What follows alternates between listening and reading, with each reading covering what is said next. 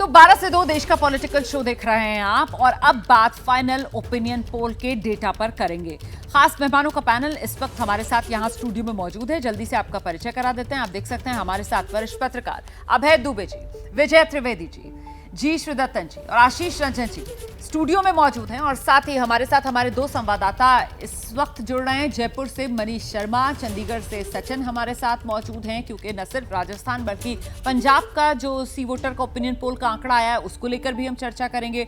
शुरुआत लेकिन राजस्थान के डेटा से करने जा रहे हैं।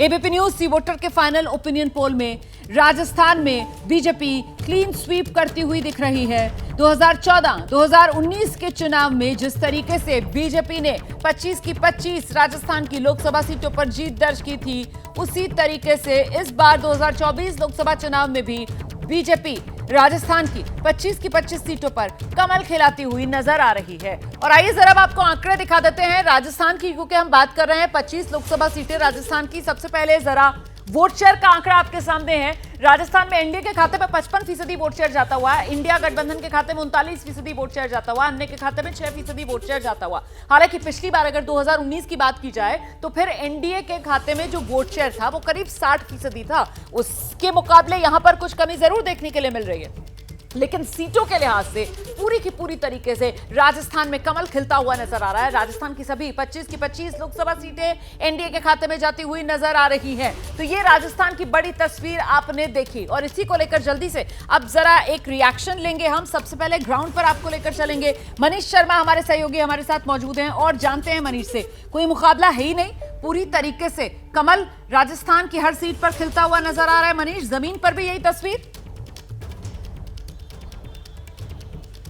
बिल्कुल रोमाना, इसमें कोई दो राय नहीं है कि 25 की 25 सीटें एक बार फिर बीजेपी के खाते में जाती दिख रही हैं। हालांकि कुछ शुरुआती आंकड़ों में ये बात कही गई कि राजस्थान की तकरीबन 6 से 8 सीटें ऐसी हो सकती है जहां मुकाबला होगा। इन सीटों में बाड़मेर, बांसवाड़ा, झुंझुनू, चूरू जैसी कुछ सीटों को गिना गया, इसके अलावा नागौर को भी गिना गया। लेकिन सबसे बड़ी बात कि राजस्थान की 25 सीटों पर आप ये मान के चलिए रोमाना, कोई प्रत्याशी नहीं है, केवल और केवल प्रधानमंत्री नरेंद्र मोदी का चेहरा है। राम मंदिर यहाँ सबसे बड़ा मुद्दा है, पेपर लीक यहाँ सबसे बड़ा मुद्दा है, और इन तमाम चीजों को देखते हुए लगता है कि एक बार फिर हैट्रिक बनाने जा रही है बीजेपी। साल 2014 और 2019 की तर्ज पर एक बार फिर राजस्थान में पूरी 25 सीटें बीजेपी के खाते में जाती दिख रही हैं। और यहाँ तक कि कांग्रेसी नेता भी ये मानते हैं, क्योंकि ज्यादातर प्रत्याशियों ने उन्हें टिकट दिए जाने के बाद ये कहा कि वो तो चुनाव ही नहीं लड़ना चाहते। शुरुआत से लेकर कांग्रेस प्रत्याशियों के चयन में उलझी रही, कई जगह पर प्रत्याशी बदलना चाहते हैं, लेकिन मुश्किल यह है कि कोई चुनाव नहीं लड़ना चाहता। अब तक करीबन आधा दर्जन प्रत्याशी खुद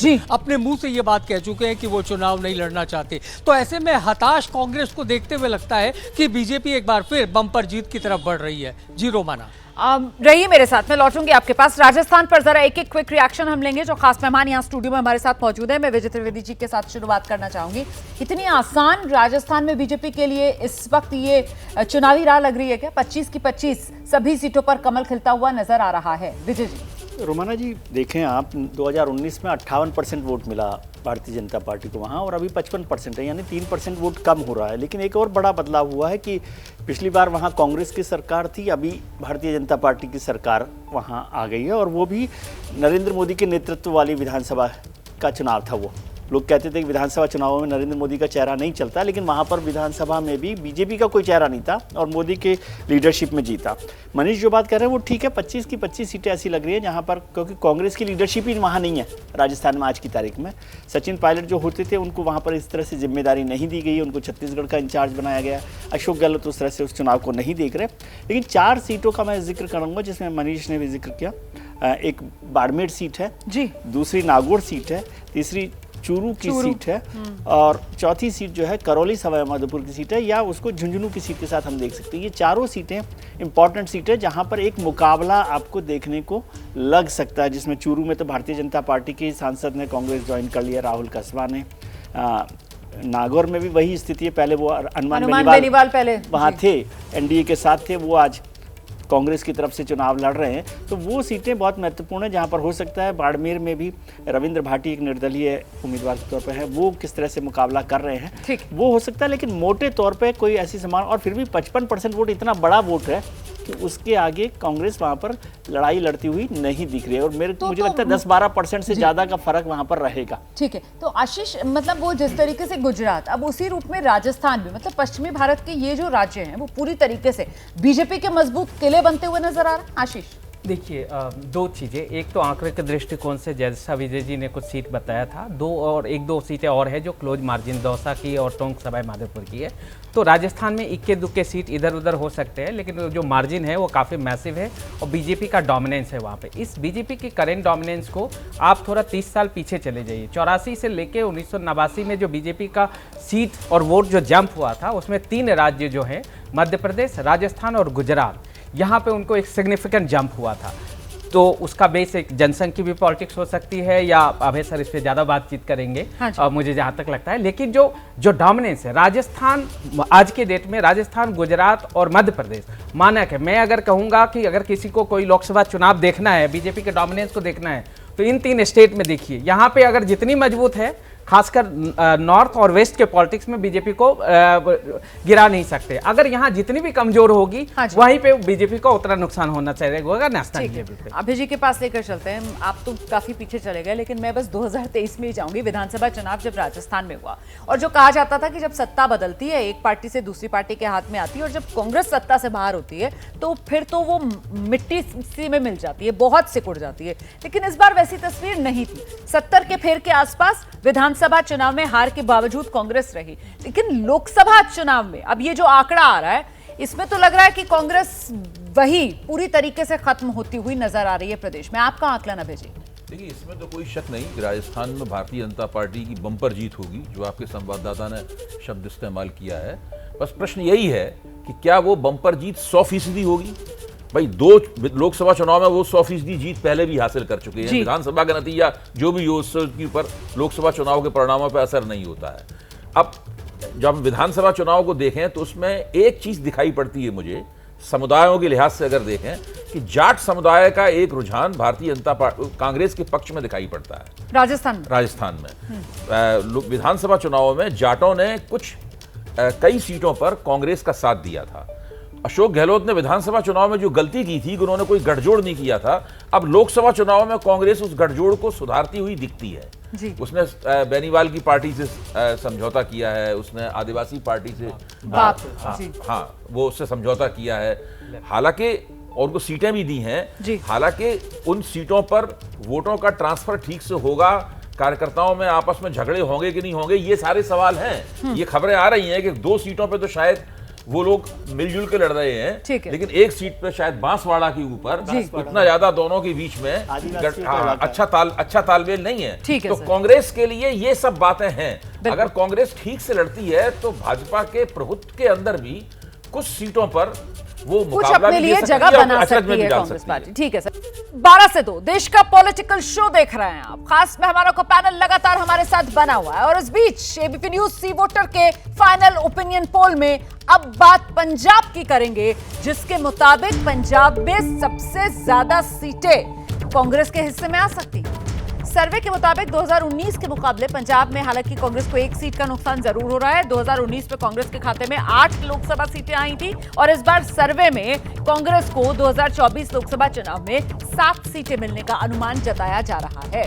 4 सीटें आम आदमी पार्टी के खाते में जा सकती हैं। तो कुल मिलाकर पंजाब को लेकर जो वोट शेयर का आंकड़ा है सी वोटर के सर्वे में सामने निकल कर आया है, पहले उसका जिक्र कर लेते हैं और उसके बारे में मैं आपको जानकारी देती हूँ। देखिए किस तरीके से वोट शेयर यहाँ पर बटा हुआ नजर आ रहा है। हालांकि सबसे ज्यादा वोट शेयर जो है वो कांग्रेस के खाते में जाता हुआ 30%, और इसी हिसाब से जो सीटें हैं वो भी सबसे ज्यादा कांग्रेस को ही मिलती हुई पंजाब में नजर आ रही है। आम आदमी पार्टी के खाते में 27% वोट शेयर जाता हुआ, बीजेपी के खाते में 21% वोट शेयर जाता हुआ। अब सीटों के हिसाब से जो तस्वीर उभर रही है, पंजाब आप जानते हैं 13 लोकसभा सीटें हैं और सबसे ज्यादा सीटें कांग्रेस के खाते में जा रही हैं। 7 लोकसभा सीटें कांग्रेस जीत सकती है, आम आदमी पार्टी 4 लोकसभा सीटें जीत सकती है, बीजेपी के खाते में 2, अकाली दल का खाता भी नहीं खुल रहा। और इससे पहले लोकसभा चुनाव में बीजेपी और अकाली दल साथ मिलकर चुनाव लड़ते रहे हैं। फिलहाल बीजेपी 2 सीटें निकालने में जरूर कामयाब हो रही है बिना अकाली दल के। आम आदमी पार्टी और कांग्रेस पंजाब पर पकड़ बनाए हुए नजर आ रहे हैं। इंडिया गठबंधन में दोनों साथी हैं, लेकिन पंजाब में आमने सामने की लड़ाई लड़ रही हैं आम आदमी पार्टी और कांग्रेस।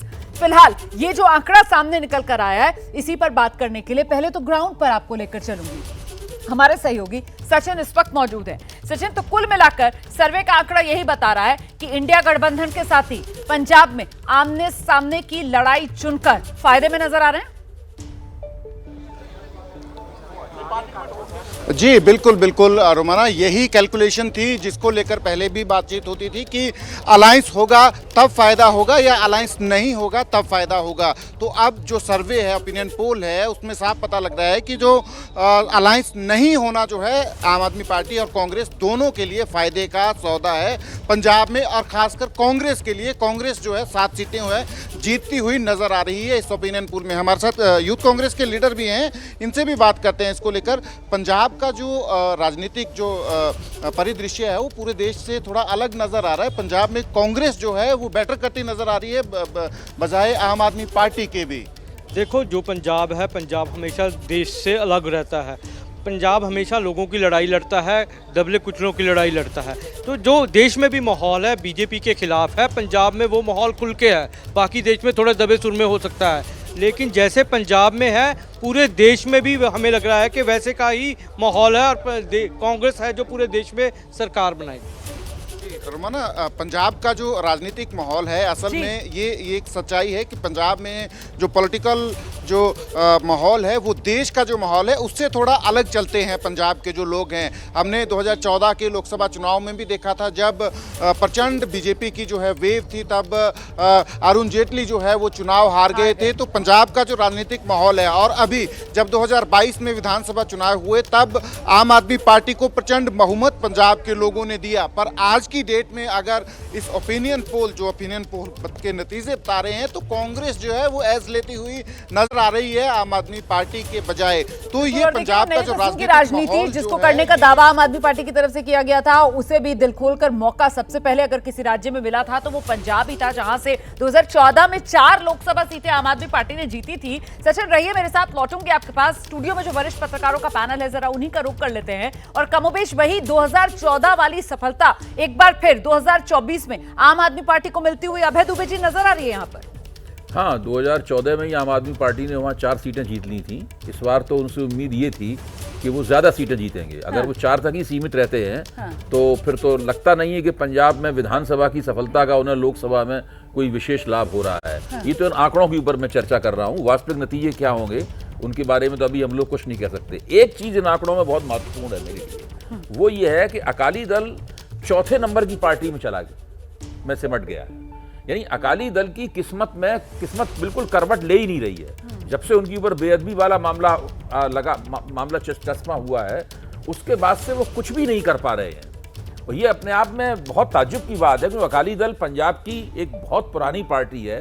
पंजाब के एक एक गांव में अकाली दल की शक्तियां हैं, अकाली दल के कार्यकर्ता हैं, और उसकी जड़ें बहुत गहरी मानी जाती रही हैं पंजाब में।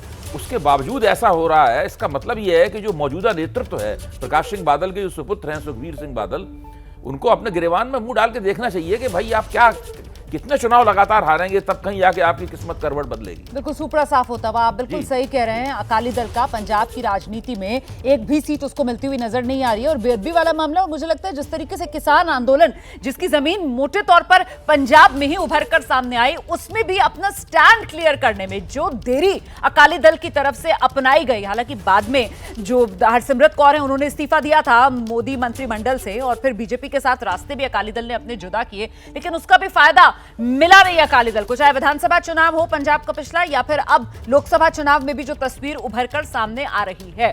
आशीष, आपका टेक, ये जो तस्वीर उभर रही है, यहां पर बड़ी समझदारी नजर आती है कि विपक्ष की जगह किसी को लेने के लिए कोई गुंजाइश छोड़ी नहीं। आम आदमी पार्टी और कांग्रेस दोनों ही आमने सामने की लड़ाई में आ गई। देखिए, 2012 तक पंजाब की पॉलिटिक्स पूरी तरीके से बाइपोलर थी, कांग्रेस वर्सेस अकाली की। आज के डेट में अगर आपके सर्वे पे बिलीव करें तो 4 कॉर्नर हो गए, और 4 कॉर्नर में जो 30% का होता है वो सीटों का फासला आराम से ठीक ठाक कर देता है। जो 2 बड़ी बात और इसमें जोड़नी जरूरी है वो ये है कि 2022 के विधानसभा चुनाव में कांग्रेस का बहुत बड़ा डिक्लाइन हुआ था, मतलब कि 40% से सीधे 23-24% पे आ गई थी। ये सर्वे के आंकड़े में एक सिग्निफिकेंट जंप दिख रहा है। ठीक उसी तरीके से आम आदमी पार्टी को 42% वोट आई थी विधानसभा चुनाव में, लेकिन वो 27% पे आ रही। तो यानी कि एक जो आम आदमी पार्टी और कांग्रेस का जो वोट स्पेस है वो मजबूत है, लेकिन दोनों के बीच में जो फासला है, खासकर जो स्विंग वोटर जो दिल्ली में बीजेपी और आम आदमी पार्टी के बीच में कही जाती है, वहाँ वो चीज़ दिखने को मिल रही है। दूसरी चीज़ जो है, इसी चीज का जो फोर कॉर्नर चीज है, उसी का एक फायदा बीजेपी को मिल रहा है, जो लेकिन उनके आप जो बात कह रहे हैं, मैं इससे थोड़ा सा अलग हटकर सवाल विजय जी के पास लेकर जा रही हूँ कि इसे जो पंजाब की तस्वीर उभर रही है विजय जी, इसे फोर कॉर्नर्ड फाइट के तौर पर देखा समझा जाएगा क्या? क्योंकि यहाँ पर बीजेपी को 2 सीटें जाती हुई जरूर नजर आ रही हैं, लेकिन बीजेपी ने पिछले दिनों जिस तरीके से वो इकलौता सिटिंग एमपी आम आदमी पार्टी का जो बीजेपी में शामिल हुआ, इसके अलावा सुनील जाखड़ से लेकर परनीत कौर से लेकर बिट्टू से लेकर तमाम जो पुराने कांग्रेसी हैं वो जिस तरीके से बीजेपी में शामिल हुए, तो क्या ये स्पेस बीजेपी और अकाली के लिए अभी बचा हुआ नजर आ रहा है, या पंजाब में जो लड़ाई है वो बेसिकली आप वर्सेस कांग्रेस ही? आप देखिएगा कि जो अभी नतीजे भले ही 2 सीटें भारतीय जनता पार्टी को मिले, लेकिन भारतीय जनता पार्टी ने असल में जो अकाली दल है उसका बड़ा नुकसान किया है। और इसीलिए वो अभी यदि आप देखेंगे तो 21 और 16% वोट है, तो आप कह सकते हैं कि दोनों साथ मिलकर लड़ते तो 37% हो जाता वोट, लेकिन उससे कोई बड़ा फायदा भारतीय जनता पार्टी को नहीं हो रहा था। वो आपने 2019 में भी देख लिया कि वहाँ पर 2 सीटें उनके पास रही थी, तो बीजेपी को नुकसान नहीं हो रहा। बीजेपी इस बार अकेले चुनाव लड़के अपने ग्राउंड को मजबूत करना चाहती है, और वहाँ जो शहरी वोट है पूरा, वो आप देखिएगा कि अगले इलेक्शन में ये 4 कॉर्नर से 3 कॉर्नर या बाइपोलर इलेक्शन तक पहुंच जाएंगे।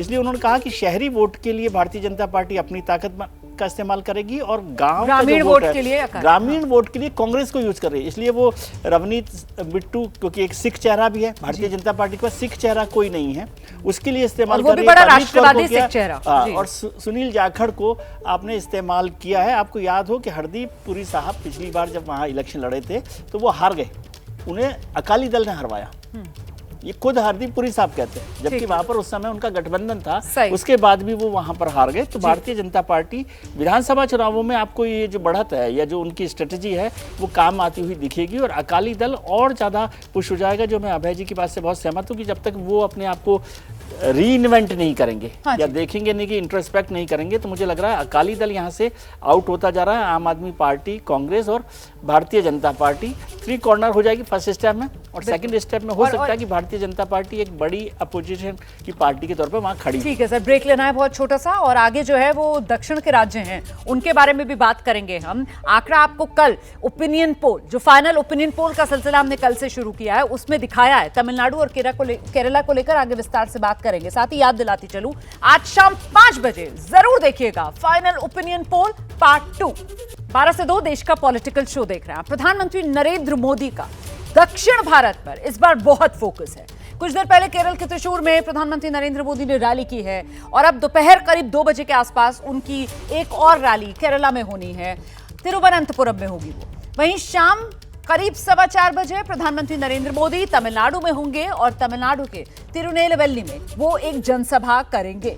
इस बीच बड़ी खबर आपको बता देते हैं, प्रधानमंत्री नरेंद्र मोदी के साउथ दौरे से पहले एबीपी न्यूज सी वोटर ने जो फाइनल ओपिनियन पोल का आंकड़ा दिखाया है, उसमें दक्षिण के 2 बड़े राज्यों की अब मैं बात करने जा रही हूं, एक तमिलनाडु और दूसरी केरल। बीजेपी के लिए इन दोनों दक्षिण के राज्यों से अच्छे संकेत तो नहीं मिल रहे हैं। ओपिनियन पोल के मुताबिक तमिलनाडु और केरल दोनों में एनडीए का सुपड़ा साफ है। ओपिनियन पोल के मुताबिक तमिलनाडु और केरल दोनों राज्यों में इंडिया गठबंधन क्लीन स्वीप करता हुआ नजर आ रहा है। और आइए सिलसिलेवार तरीके से अब जरा इन दोनों राज्यों के आंकड़े आपको दिखाती हूं जो ओपिनियन पोल में सामने आए हैं। सी वोटर का ये आंकड़ा केरल को लेकर पहले वोट शेयर की तस्वीर जान लीजिए।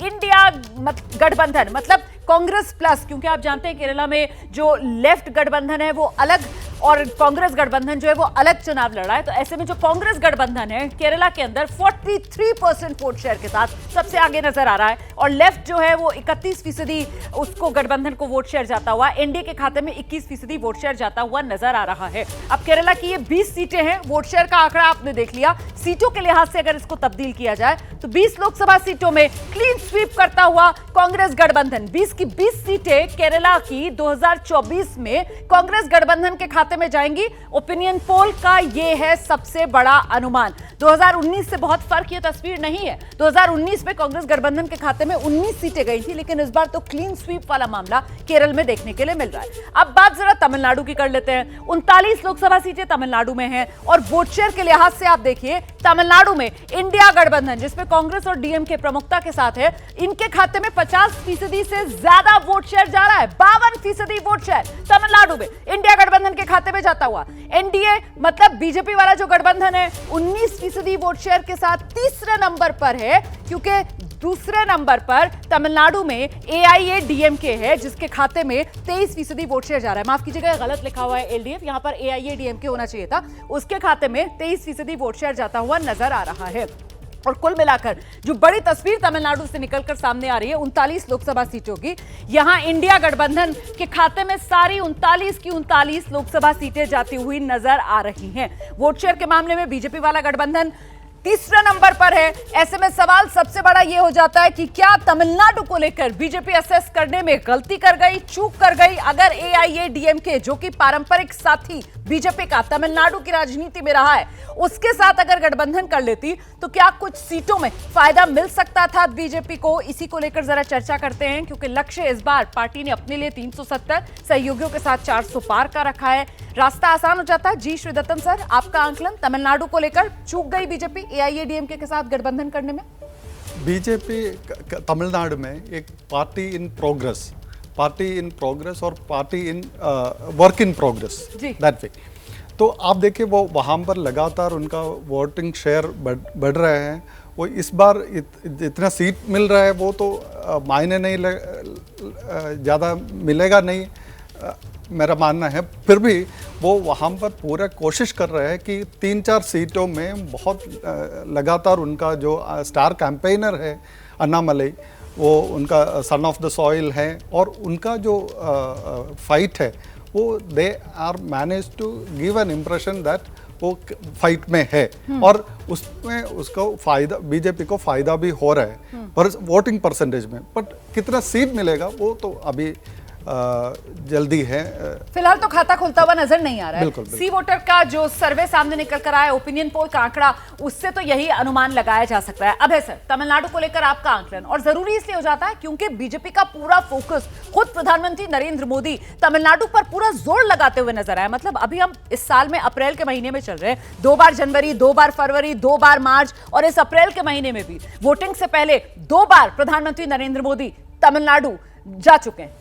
अच्छा, क्या मैं अपने साथियों से भी पूछना चाहूँगा और आपसे भी कि क्या चुनाव के ठीक पहले या 2-3 महीने पहले किसी प्रदेश में जहां आपकी जड़ें ना हो, जहां आपकी विचारधारात्मक जड़ें भी ना हो, ऐतिहासिक जड़ें भी ना हो, वहां आप 3, 4, 5 या 6 महीने पहले कोशिश करें तो वहां आपका फूल खिल जाएगा?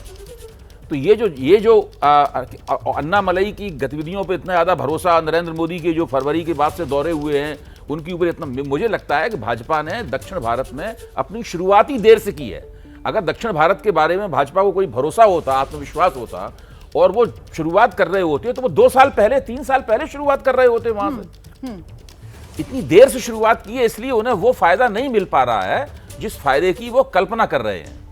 तो मतलब जो मैंने पहले सवाल पूछा था, अब उसे पलटकर मुझे पूछना होगा कि एआईएडीएमके के साथ अगर बीजेपी को अपना रास्ता अलग करना था, तो क्या वो फैसला लेने में बीजेपी की तरफ से देरी कर दी गई, और बहुत पहले ही बीजेपी को यह फैसला ले लेना चाहिए था? इसी पर आगे चर्चा बढ़ाएंगे।